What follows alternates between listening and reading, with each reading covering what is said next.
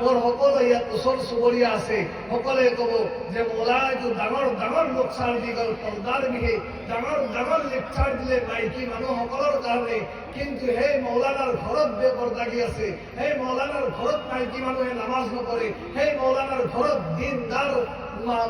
দিনদাৰী নাই। মনত ৰাখিব, মই আলিম হয়, মোৰ ঘৰৰ মানুহ আলিম নহয়। মই আলিম হয়, মোৰ ঘৰৰ মানুহ আলিম নহয়। মই দাৱাত দিব লাগিব। এইটো পিছতত যে আলিম মৌলানাই দাৱাত দিছে নে দিয়া? আলহামদুলিল্লাহ, তুম্মা আলহামদুলিল্লাহ।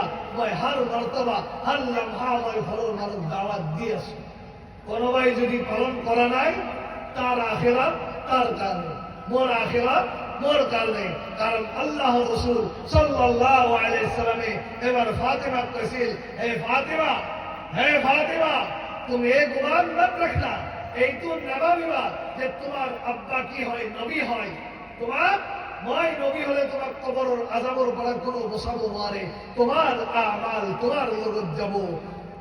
ولا تزر وازرة وزر أخرى، ولا تزر وازرة وزر أخرى। ওই শখস কোন মানুহে কিয়ামতের দিনায় বেলেগর আমাল, বেলেগর গুনাহর বোঝ উঠায়, নিজের গুনাহর বোঝ নিজে উঠাবো লাগিব। কারণ আল্লাহর নবী নিজের লাগতে জিগর লাডলি ফাতিমা কইছে, মই নবী হই কারণে তুমি জান্নাতত যাব নোৱাৰা। কিয়ামতেৰ দিনা কবৰেৰ ময়দানত প্ৰথম তোমাৰ আমালেৰ কথা শুনিব, তুমি কি লৈ আহিছা। এইকাৰণে আমাৰ মা ভনীসকলে বহুত পৰ্দাৰ আঁৰত শুনি আছে। কাৰণ আমি পুৰুষসকলে বহুত বেয়া শুনো, মা ভনীসকলে সিমান শুনিব নাপায় আৰু বহুত নাজানেও। মই দুই এটা এনেকুৱা বিষয় যি মা ভনীসকলক কম, আৰু আপোনালোকক মনত ৰাখিব, যিসকলৰ আহলিয়াসকলে এই কথাখিনি শুনা নাই, আমি যাতে ঘৰত যাই পहुঁচাই দিওঁ। প্ৰথম মনত ৰাখিব, আমাৰ মা ভনীসকলৰ প্ৰথম গুণা যিটো আছে সেইটো হৈছে যে আমাৰ চুলি যিটো আছে, চুলি আজিকালি দুপাট্টা ইস্তেমাল নকৰে, চুলি মেলি থয়। কৰবাত যেতিয়া কোনোবা আলহী তাত যায়, খুল্লাম খুল্লা মাথাৰ চুলি কান্দত লটকাই থৈ কেনে নিজৰ পিঠি দেখুৱাই কেনে কি কৰি যায়, ওলাই যায়। আৰু হাজাৰো পুৰুষ সেই মাইকীজনৰ পিনে চাই কেনে গুনাহত লিপ্ত হয়। মনত ৰাখিব, আল্লাহৰ নবী সাল্লাল্লাহু আলাইহি সাল্লামে কৈছে, মই পৰ্দাৰ আঁৰত থকা মা ভনীসকলক ক'ব বিচাৰিছো, আল্লাহৰ নবী সাল্লাল্লাহু আলাইহি সাল্লামে কৈছে, মোৰ হাবিবে সৰকাৰ সাল্লাল্লাহু আলাইহি সাল্লামে কৈছে, হে ফাতিমা, মই সবে মেৰাজত গলো, মেৰাজৰ ৰাতি মই গৈ আছো, জিব্ৰাইলে মোক লৈ গৈ আছে, আৰু এই সময়ত মই দেখিলো যে কিছুমান তিৰোতাক নিজৰ চুলি বান্ধি কেনে জাহান্নামত লটকাই থৈ দিয়া হৈছে। আৰু তেতিয়া মই জিব্ৰাইল আলাইহিস সালামক প্ৰশ্ন কৰিলো, হে জিব্ৰাইল, এই মাইকীসকলক যিটো আযাব হৈছে, যে চুলি লটকাই কেনে থৈ দিয়া হৈছে, হে জিব্ৰাইল, তুমি মোক এবাৰ কৈ দিয়া কিহৰ কাৰণে এনেকুৱা আযাব হৈছে। জিব্ৰাইলে কৈছে, ইয়া ৰাসূলুল্লাহ, মই কৈ গৈ আছো শুনক, সেইসকল মাইকী যিয়ে নেকি নিজৰ চুলি লটকাই থৈ দিছিল আৰু আজান হৈছিল, চুলিত মাথাত দুপাট্টা লোৱা নাছিল, যেতিয়া কৰবাত গৈছিল নিজৰ চুলি খুলি কেনে আন চাৰ্কোবাৰ ঘূৰি আছিল, বেলেগ পুৰুষক নিজৰ চুলি দেখুৱাইছিল, চুলিবোৰ ষ্ট্ৰেইট কৰিছিল, চিধা কৰিছিল, চুলিত কালাৰ লগাইছিল, আৰু সেই চুলি চাই যাতে মোটা মানুহবিলাক আকৰ্ষণ কৰিছিল। সেই আকৰ্ষণৰ কাৰণে আল্লাহ তাআলাই তেওঁলোকক কিয়ামতলৈকে এইটো আযাবত লিপ্ত কৰি থৈ দিছে। তেওঁলোকৰ চুলি বান্ধি কেনে জাহান্নামত লটকাই দি দিছে। আল্লাহ মাফ কৰক। মোৰ মা ভনীসকলক মই ক'ব বিচাৰো, আপোনালোকে পৰ্দা লওক। এই আযাব, জাহান্নামৰ আযাব তোমালোকে বৰদাস্ত কৰিব নোৱাৰা। এই জাহান্নামৰ যিটো জুই আছে, 70 বাৰ ৰহমতৰ বৰষুণৰ দ্বাৰা ধুই কেনে আল্লাহ তাআলাই দুনিয়াৰ বুকুত দিছে। দুনিয়াৰ বুকুত দুনিয়াত দিয়া নাই ডাইৰেক্ট। আল্লাহ তাআলাই কি কৰিছে, এই জাহান্নামৰ জুই 70 বাৰ ধুইছে, ধুই কেনে পাহাৰত দিছে, পাহাৰ জ্বলাই কেনে এই জাহান্নামৰ জুই আকৌ সেই জাহান্নামত ঘূৰি গৈছে, তাৰ যিটো তাপ আছে সেই পাহাৰত লাগি গৈছে, সেই জুই আমি দুনিয়াত ইস্তেমাল কৰি আছো। যি জুই পাহাৰে বৰদাস্ত কৰিব নোৱাৰিলে, পাহাৰ পিঘলি পিঘলি গৈছে, প্লাষ্টিকৰ দ্বাৰা ওলমি গৈছে। মোৰ মা ভনীসকলক ক'ব বিচাৰিছো যে সেই জাহান্নামৰ জুই, সেই জাহান্নামৰ জুই আমি কেনেকৈ বৰদাস্ত কৰিম? দুবত্তা লওক, পৰ্দা অৱলম্বন কৰক। আপুনি পৰ্দাৰ মানে কৰা কথা নাই, মনত ৰাখিব, আপোনাক চাই কেনে যিমান পৰপুৰুষে গুনাহত লিপ্ত হ'ব, আপোনাৰ নামে আমালত সকলো ফৰিস্তাই সকলো গুনাহ লিখি দি আছে। যেনেকৈ 1000 জন মতা মানুহ যদি আপোনাক চাইছে, 1000 জন মতা মানুহ জিনা কৰাৰ গুনাহ তোমাৰ নামে আমানত লিখি দিয়া হৈছে, আৰু কিয়ামতৰ দিনাই তোমাকো এই আযাবত নিক্ষেপ কৰিব। আল্লাহ আমাক ক'ব লাগে এই আযাবৰ পৰা ৰক্ষা পাওক। ইন্না আযাবা रब्बिका लवाक़िअ, तुम अल्लाह के अजाब को बर्दाश्त नहीं कर सकते हो। और याद रखना अल्लाह का अजाब वाक़ई होकर रहेगा। तुम झूठ बोल सकते हो, मैं झूठ बोल सकता हूँ, लेकिन अल्लाह का वादा कभी झूठा नहीं हो सकता। अल्लाह जो वादा करता है वो पूरा करता है, मुकम्मल पूरा पूरी करता है।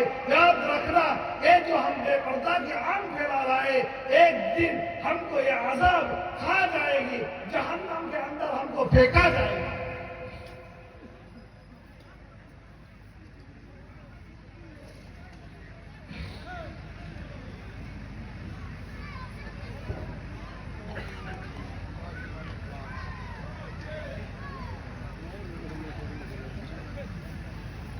هو اللي بدرود اللهم صل على سيدنا ومولانا محمد. اللهم صل على سيدنا ومولانا محمد وعلى آله وأصحابه وبارك وسلم كما تحب وترضى عدد ما تحب وترضى يا كريم. তার পিছত সবে মেরাজের রাতে আল্লাহর নবী সাল্লাল্লাহু আলাইহি সাল্লামে দেখা পালে যে কিছুমান তিরতা জুবানৰ দ্বাৰা কি কৰিছিল? লটকাই থৈ দিছে জাহান্নামে। জুবানৰ দ্বাৰা বুজিলে জিভাখন টানি আনিছিল, তাত জাহান্নামৰ চিকলিৰা জঞ্জিৰৰ দ্বাৰা বান্ধি কেনে তাত লটকাই থৈ দিছিল। আপুনি সকলে এইটো চাবচোন, ট্ৰাই কৰি কেনে নিজৰ জিভাখন টানি চাব কেনেকুৱা লাগে। নিজৰ জিভাখন যেতিয়া টানি চাব কেনেকুৱা লাগে চাবচোন। আৰু জাহান্নামত সেই তিৰতাসকলক কি কৰিছে? জিভাত চিকলি লগাই কেনে লটকাই থৈ দিছে। তাৰ মানে এইটো বুজা গ'ল যে গোটেই আমাৰ যিটো গা আছে, জিচিম আছে, এই গোটেই ফিৰটো তাৰ মানে জিভাত আছে, জিভাত। আল্লাহু আকবাৰ। আল্লাহ আমাক, আমাৰ মা ভনী, আমাৰ সকলকে এই আযাবেৰ পৰা আমাক হেফাজত কৰক। আল্লাহ নবী সাল্লাল্লাহু আলাইহি সাল্লামে প্ৰশ্ন কৰিলে, ইয়া জিব্ৰাইল, হে জিব্ৰাইল, মই সুধিব বিচাৰো যে এই জাহান্নামত এনেকুৱাকে কিয় নিক্ষেপ কৰা হয়? এই জুবানৰ দ্বাৰা যে লটকাই থৈ দিছে, কিহৰ কাৰণে? তেতিয়া ৰাসূলুল্লাহ সাল্লাল্লাহু আলাইহি ওয়াসাল্লাম যে প্ৰশ্ন কৰিলে, জিব্ৰাইলে ক'লে, ইয়া ৰাসূলুল্লাহ, এই সকল তিৰতা যিয়ে নেকি নিজৰ পুৰুষৰ সন্মুখত নিজৰ জুবান চলাইছিল, অৰ্থাৎ জুবান চোকা আছিল। ফটফট মুৰ্গী যে দানা খায়, সেনেকুৱাকে জুবান কি আছিল? চোকা আছিল। নিজৰ স্বামীয়ে যেতিয়াই তেওঁক কিবা কৈছিল, তাৰ ওপৰত দুটা কৈছিল। নিজৰ স্বামীৰ ফৰমাবৰদাৰ নাছিল, নিজৰ স্বামীৰ কথা শুনা নাছিল, নিজৰ স্বামীৰ সকলো কথা অমান্য কৰিছিল। সেইকাৰণে আজি তেওঁলোকক কি কৰা হৈছে? জুবানৰ দ্বাৰা জাহান্নামৰ ওপৰত লটকাই থোৱা হৈছে। নাউজুবিল্লাহ। এতিয়া মনত কৰক মোৰ মা ভনীসকল, যিসকলে নিজৰ হাজবেণ্ড, নিজৰ গিৰিয়েকৰ, নিজৰ স্বামীৰ ওপৰত কথা কৈ তেওঁলোকে এই আজাব খোৱাৰ কাৰণে তৈয়াৰ হৈ যাওক। কাৰণ এই কথা মই কোৱা নাই, এই কথা চৰকাৰে দুজাহা হজৰতে মোহাম্মদ মুস্তফা আহমদ মুস্তফা সাল্লাল্লাহু আলাইহি সাল্লামে কৈছে। খুব দেখা পাইছে মেৰাজৰ ৰাতি জিব্ৰাইলক প্ৰশ্ন কৰিছে, জিব্ৰাইলে তাৰ উত্তৰ দিছে যে সকল তিৰোতাৰ কাৰণে আমাৰ কিছুমান মা ভনী এনেকুৱা আছে নিজৰ গিৰিয়েকে যদি এটা কথা কয় তেতিয়াহ'লে কি কৰে তাৰ ওপৰত দুটা কথা কওক মোৰ পৰ্দাৰ আঁৰত থকা মা ভনীসকলক মই ক'ব বিচাৰো মনত ৰাখক আপুনি যদি আপোনাৰ স্বামীৰ আপোনাৰ হাজবেণ্ডৰ আপুনি যেতিয়া ফৰমাবৰদাৰী কৰিব তেতিয়াই শুনক এটা ৱাকিয়া কৈছো আৰু আজিৰ পৰাই নিয়ত কৰক যে মোৰ কোনো হাজবেণ্ডৰ আগত মই কথা নকওঁ তেওঁ যদি ভুলো কৰিছে মই মহব্বতৰ সৈতে বুজাই দিম মোৰ জুবান চকা নচলাও মই মোৰ জুবান ফট ফট ফট ফট চলাই নাথাকো এই ৱাকিয়া শুনক কিয়ামতৰ ময়দান হ'ব কাৰ ময়দান হ'ব ভাই কিহৰ ময়দান হ'ব এবাৰ ডাঙৰকে কওক কিহৰ ময়দান হ'ব ভাই ডাঙৰকে আৱাজ নাই ভাই কিয়ামতৰ দিনা হাসৰৰ ময়দান হ'ব কিয়ামতৰ দিনা হাসৰৰ ময়দান হ'ব আৰু তেতিয়া মানুহসকল এনেকুৱা হাসৰৰ ময়দানটো আমি গম পোৱা নাই যে নেকি তাৰ একদিন 50,000 বছৰ একদিন হায় হায় জোর ময়দানত আদামে কব ইয়া নফসি রব্বি নফসি ইব্রাহিম আলাইহিস সালামে কব ইয়া রব্বি নফসি মুসা আলাইহিস সালামে কব ইয়া রব্বি নফসি হে মোর আল্লাহ হে মোর নফস হে মোর রব মোর নফসর কি হবো মোর জাতর কি হবো নফস মানে নিজের জাতর কি হবো আজি মোক কোনে বচাবো হে খৌফনাক ময়দানত কোনোবাই নিজৰ ঘামত আঁঠুলৈকে ডুব যাই থাকিব কোনোবাই কঁকাললৈকে ডুব যাই থাকিব কোনোবাই কান্ধলৈকে ডুব যাই থাকিব কোনোবাই থুৰিৰ তললৈকে ডুব যাই থাকিব কোনোবাই মাথাৰ কপালৰ পেচানিৰ নোমালৈকে ডুব যাই থাকিব আৰু সেই সময়ত এটা ৰশ্মি আহিব এটা পোহৰ আহিব এনেকুৱা পোহৰ যে গোটেই হাসৰৰ ময়দান পোহৰ হৈ যাব তেতিয়া মানুহবিলাকে এটা আৱাজত ক'ব ইয়া আল্লাহ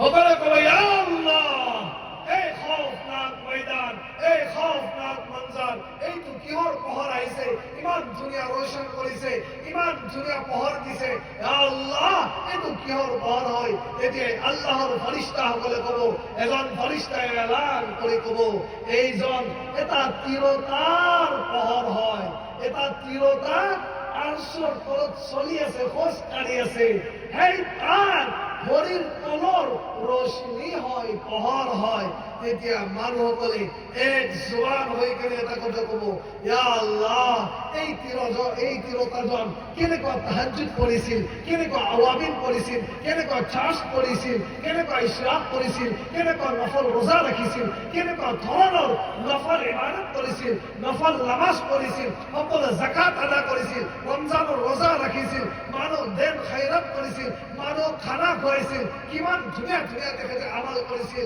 তেতিয়া আল্লাহৰ পৰা আৱাজ আহিব হে মোৰ বান্দাসকল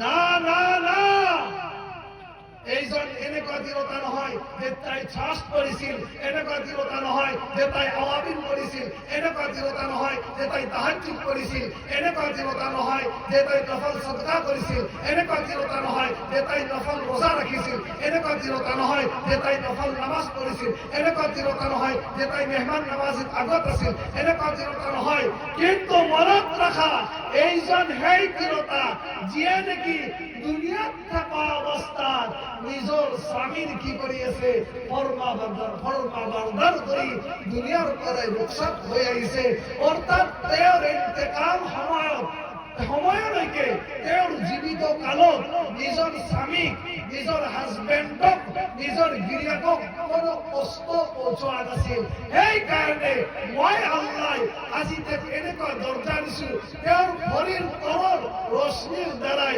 গোটেই হাসৰৰ ময়দান মই কি কৰি পেলাইছো ৰোশন কৰি পেলাইছো সকলে কওক সুবহানাল্লাহ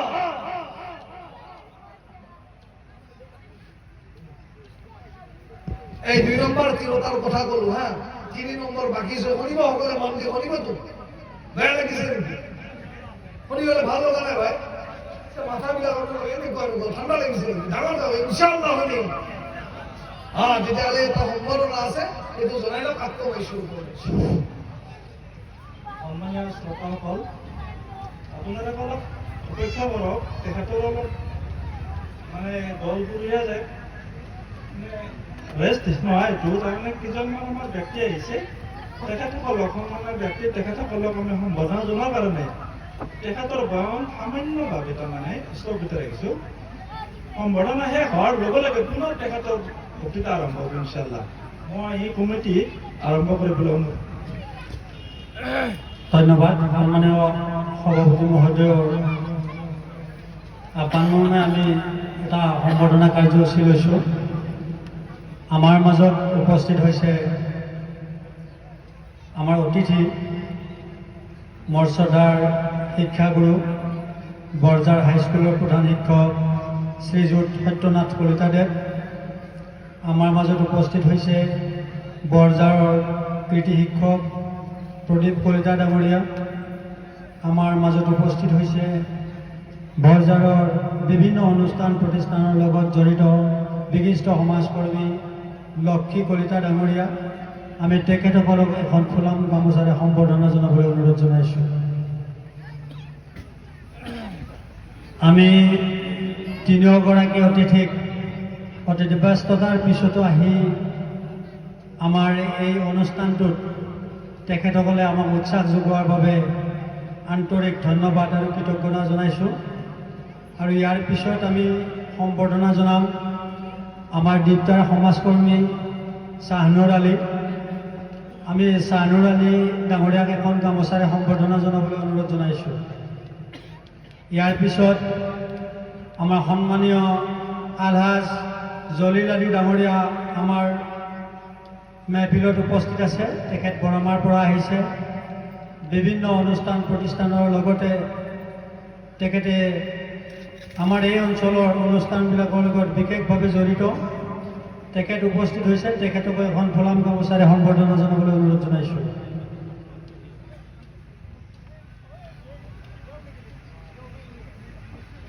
ইয়াৰ পিছত আমি সম্বৰ্ধনা জনাম পশ্চিম খুৰাদি নদী পাৰৰ বিশিষ্ট সমাজকৰ্মী যুৱ সমাজকৰ্মী মজনুৰ আলী ডাঙৰীয়া। তেখেতকো এখন ফুলাম গামোচাৰে সম্বৰ্ধনা জনাবলৈ অনুৰোধ জনাইছোঁ। আমাৰ মাজত উপস্থিত হৈছে পাহালাৰ পৰা হাতীম আলী। আমি হাতীম আলী চাহেবক এখন গামোচাৰে সম্বৰ্ধনা জনাবলৈ অনুৰোধ জনাইছোঁ। এইবাৰ আমি সম্বৰ্ধনা জনাম আমাৰ মঞ্চত ইতিমধ্যে উপস্থিত হৈছে উত্তৰ দীপ্তা নুৰানী জামে মছজিদৰ পেছ ইমাম চাহাব হাফিজ মহিদুল ইছলাম। তেখেতক এখন ফুলাম গামোচাৰে সম্বৰ্ধনা জনাবলৈ অনুৰোধ জনাইছোঁ।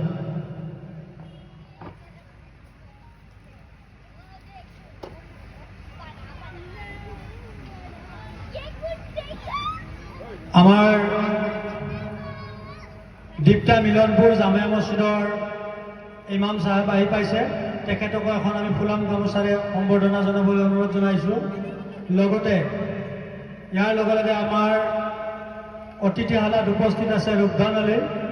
ৰূপধন আলীকৈ আমি এখন ফুলাম গামোচাৰে সম্বৰ্ধনা জনাবলৈ উদ্যোক্তাক অনুৰোধ জনাইছোঁ। এতিয়া আমি সম্বৰ্ধনা অনুষ্ঠানটো সাময়িকভাৱে স্থগিত ৰাখিছোঁ।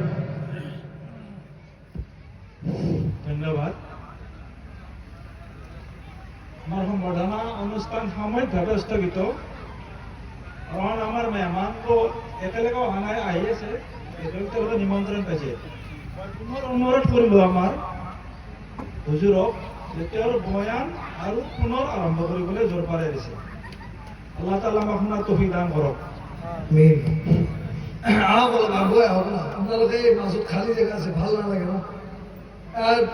মই যাক কৰিছোঁ ই পিছফালে চাইছে, সেনেকুৱা নহয়। আপোনালোকে আহক না, আহিলে ভাল লাগে। মাজত খালী জেগা হয়নে আমি থৈ দিছোঁ ন, সেনেকৈ ভালো নালাগে। একো কৰক না, মই আপোনালোকক অনুৰোধ কৰিছোঁ।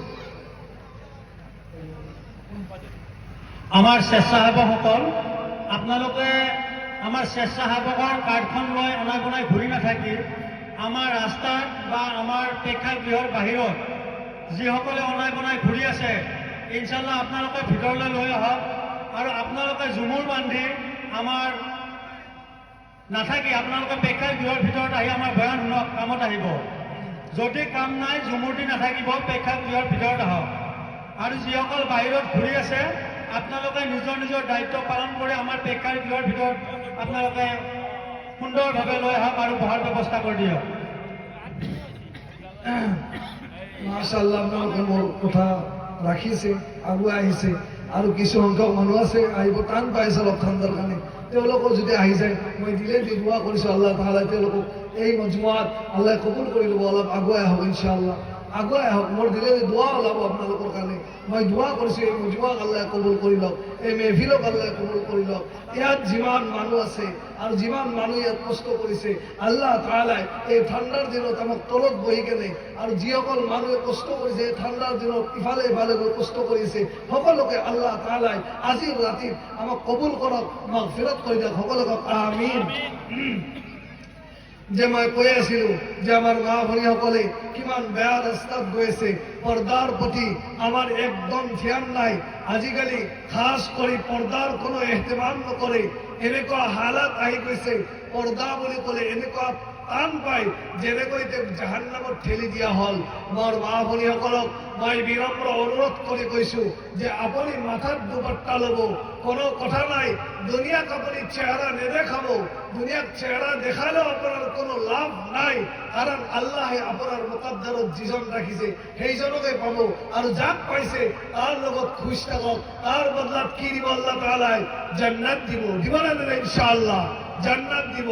যে ভাই বিবি ফাতিমা রাদিয়াল্লাহু তাআলা আনহার এটা ওকে মনত পড়ি গল, যে পর্দাক লৈ মনত পড়ি গল, যেতিয়া ফাতিমা রাদিয়াল্লাহু তাআলা আনহার আখরি ওফাত, কেতিয়া ওফাত আখরি অর্থাৎ ইন্তেকালৰ সময় আলী ঘৰত আহিছে, শুনিবক মন দি শুনিব এইটো ওকে। আমাৰ মা ভনীসকলেও ধ্যান দি শুনক যে পৰ্দা কাক কয়, ফাতিমা কি ৰাস্তাত চলিছিল, খাদিজা রাদিয়াল্লাহু তাআলা আনহা কি রাস্তাত চলিছিল, আল্লাহর নবীর মরমর বিবি সকল কি রাস্তাত চলিছিল, আম্মা আয়েশা যার বয়স 6 বছর আছিল নিকাহর টাইমত রুখসাতি হইছে 9 বছর বয়সত, কেনেকৈ আল্লাহর আহকাম এটা এটা আমাল কৰিছিল। অলপ ধ্যান দি শুনিব, মোৰ আৱাজো ফাটি গৈছে ইতিমধ্যে, কাৰণ ইয়াৰ আগত মোৰ ছয়গত প্ৰগ্ৰেম আছিল, তাত কৰি আহিছো। জুম্মা আছিল যোৱাকালি, জুম্মাটো মোৰ বয়ান চলিছে, সেইকাৰণে আজি আৱাজ বেছি মই টিকা নাই, তথাপিতো মই টিকাই লৈ যাম ইনশাআল্লাহ। যে আছিল কেনেকুৱা, যে ফাতিমা ৰাদিয়াল্লাহু তাআলা আনহা আলী ৰাদিয়াল্লাহু তাআলা আনহু ঘৰত আহিছে, দেখা পাইছে এফালে আটা ৰাখা আছে, আটা ৰাখি থোৱা আছে, চাক্কি পিচিব বাকী আছে, বাচন ৰখা আছে, বাচন ধুব বাকী আছে, আৰু ইফালে কি কৰা আছে, ইফালে সকলো কাম আছে, পানী ভৰাব বাকী আছে, আৰু ফাতিমা রাদিয়াল্লাহু তাআলা আনহা বহি আছে। আলী দেখা পালে আহি কেনে যে ফাতিমা বহি আছে, ইফালে চাক্কিৰ আটা দিন আছে, আটা পিচিব বাকী আছে, ইফালে ঝাড়ু লগাব বাকী আছে, পানী মাস্কিজাত ভৰোৱা নাই, আগত চামৰাৰ মোনা আছিল সেই মোনাত পানী ভৰোৱা নাই, ইমান বৰ কাম আছে, আৰু ফাতিমা বহি আছে। তেতিয়া আলী রাদিয়াল্লাহু তাআলা আনহু অর্থাৎ फातिमार हस्बैंड गिरिया के बोले, ए फातिमा क्या बात है, आज मैं तुझे किस हालत पर देख रहा हूँ, इधर चक्की का काम बाकी है, पानी भी भरना बाकी है, झाड़ू भी लगाना बाकी है, रोटी चूल्हा गरम है, रोटी भी पकाना बाकी है। ए फातिमा मैं तुमको कुछ अलग देख रहा हूँ। फातिमा रो रही है, फातिमा रो रो कर यूं कह रहा है, ए आली মই তোমাক কি কম, আজি এই ফাতিমা দিন আছে, এই ফাতিমাৰ আলাগ হোৱাৰ টাইম আহি গৈছে, তোমাৰ পৰা জুদা হোৱাৰ টাইম আহি গৈছে। আলী ৰাদিয়াল্লাহু তাআলা আনহু এই ওকে যেতিয়া গম পালে, ফাতিমা যেতিয়া ক'লে যে ফাতিমা আজি আৰু ফাতিমাক আজি আখৰি দিন হয় আৰু নাপাম, আলী ৰাদিয়াল্লাহু তাআলা আনহু তাৰে মাৰ কান্দি আছে। এই সময়ত ফাতিমাই কৈছে, এ আলী নাকান্দিবা, আজি মই ৰাতি মোৰ সপোনত মোৰ আব্বাজানক দেখা পালো, আব্বাজান সপোনত আহি কেনে কিবা বস্তু বিচাৰি আছে, আৰু তেতিয়াই মই সুধিলো, ইয়া আব্বাজান, আল্লাহৰ ৰাসূল আপুনি কি বিচাৰি আছে, আপুনি কাক বিচাৰি আছে? তেতিয়া আল্লাহৰ ৰাসূল সাল্লাল্লাহু আলাইহি ওয়াসাল্লামে ক'লে, এ ফাতিমা মই তোমাক বিচাৰি আছিলো। এনেকৈ যেতিয়া ক'লে তেতিয়া আলী ৰাদিয়াল্লাহু তাআলা আৰু কান্দিবলৈ ধৰিলে, আৰু দুয়ো কান্দি আছে। এতেকে দেখা পালে হাসান হুসেন যিনকি নানহাসা বাচ্চা আহে, সৰু বাচ্চা দৌৰি আহিছে, আহি কেনে কি কৰিলে, আম্মাৰ কোলাত গ'লে, এজন আব্বাৰ কোলাত গ'লে, क्या बात है, अम्मी भी रो रही है, अब्बा भी रो रहा है। তেতিয়া ফাতিমাই ক'লে, হাসান এই মোৰ মৰমৰ লগতে জিগাৰ আপত্তি ধৰিছে, ধৰি কেনে আখৰি যেতিয়া কোনোবা মা গম পায়, কোনোবা মা যেতিয়া গম পায় আৰু তেওঁৰ সৰু সৰু বাচ্চা থাকে যে আজি মই দুনিয়াৰ পৰা আজি আল্লাহ মোৰ মত আছে আৰু সৰু সৰু বাচ্চা থাকে, তেতিয়া তেওঁ তাৰ ফিকিৰ নকৰে, তাৰ ফিকিৰ বেছিকৈ কৰিব, তাৰ টেনশ্যন বেছিকৈ ল'ব, বাচ্চাৰ টেনশ্যন বেছিকৈ ল'ব। আগৰ আৱাজটো দিব না, ভাল লাগিব। তাৰ টেনশ্যন বেছিকৈ ল'ব ভাই, বাচ্চাৰ টেনশ্যন ল'ব। কাৰণ মই যোৱাৰ পিছত সেই মাৰ মহাব্বত কোনেও দিব নোৱাৰে ভাই, কাৰণ মোৰ মা নাই। আজি মই গম পাওঁ যে মা কেনেকুৱা হয় ভাই, যাৰ মা নাই তাৰ দুনিয়াতে একো নাই। হে माँ से नाफरमान करने वाले औलाद, मैं कहता हूँ तुम्हारे सामने माँ है, तुम हज नहीं कर सकते हो, कोई बात नहीं, तुम उम्रा नहीं कर सकते हो, कोई बात नहीं, बस এবার যেটা ঘর তাহা আর নিজের মার প্রতি এবার মহব্বতের সুযোগে কোয়া। আল্লাহ রাসূল সাল্লাল্লাহু আলাইহি সাল্লামে কইছে যে সন্তানে নিজের মাকৰ মুখৰ পিনে এবাৰ মহব্বতেৰ সুযোগে চাব, কইছে আল্লাহ তাআলাই তেওঁ এটা হজ কৰাৰ সওয়াব আতা কৰিব। সুবহানাল্লাহ। আজি মার লগত নাফরমানি করে না, मार लोग नाफरमानी करे, मार हब्बदारे माँ क्या होता है भाई, माँ तो माँ होता है, माँ से मोहब्बत, माँ की तरह मोहब्बत कोई नहीं कर सकता। वो अलग आवाज है। যেতিয়া তুমি ঘৰত আহিবা আৰু প্ৰথম আৱাজ এইটো ওলাইব মা। যেতিয়াই সন্তানে যেতিয়াই প্ৰথম কথা ক'ব ধৰে, তেতিয়াই দুটা শব্দই ইস্তেমাল কৰে, আম্মা আব্বা, আম্মা আব্বা। আজি আপোনাৰ মাৰ ফোন আহিছে, আমাৰ বহুত জোৱানক মই ক'ব বিচাৰিছো, মাৰ ফোন আহিলে খং উঠি যায়, আব্বাৰ ফোন আহিলে খং উঠি যায়, ঘৰত মাতিছে কিবা কাম কৰোঁ, হাই আল্লাহ, এই মা বুলি যিটো নম্বৰ তোমাৰ মোবাইলত ছেভ কৰা আছে, মনত ৰাখিব এদিন এই নম্বৰেদি তোমাৰ তালৈ ফোন নোহোৱা হৈ যাব। আৰু তেতিয়াই তুমি ধাৰে মাৰ কাৰ কান্দিবা, হে মা। আজি তুমি ক'ত আছা, তেতিয়া মা শব্দ যি আছে আৰু দ্বিতীয়বাৰ নকবা। হে জৱানো, মা কি নাফৰমানি মত কৰো, মা হে। যেতিয়া ঘৰৰ পৰা ওলাই আহিছো, মইতো পঢ়ি থকা অৱস্থাত মোৰ আম্মা নাই, মোৰ যেতিয়া 3 মাহ 4 মাহ আছিল আলিম হ'বলৈ, তেতিয়া আম্মাই ইন্তেকাল গৈছিল।